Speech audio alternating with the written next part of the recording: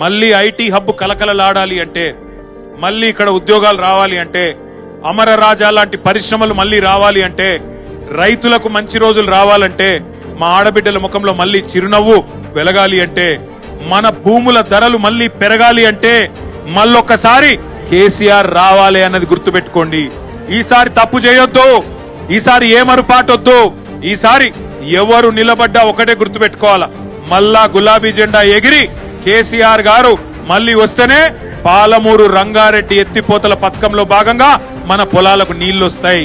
ఈ దుర్మార్గులు ఉన్నంత కాలం వీళ్ళేమి చెయ్యరు. వీళ్ళ అడ్డమైన అబద్దాలు, అడ్డమైన డైవర్షన్ గేములు అవి తప్ప వీళ్ళు చేసేదేమి ఉండదు. అందుకే దండం పెట్టి చెప్తున్నా, మున్సిపల్ ఎన్నికల నుంచే మన జైత్రయాత్ర మొదలు కావాలి. భవిష్యత్తులో ఆ జైత్రయాత్ర అట్లే కొనసాగాలి. ఈ రోజు పాలమూరులో కనబడ్డ జోషు, మహబూబ్ నగర్ లో కనబడ్డ జోషు మొత్తం 14 నియోజకవర్గాలకు పాకాల. తప్పకుండా గులాబీ జెండా ఎగరాలని కోరుతూ జై తెలంగాణ.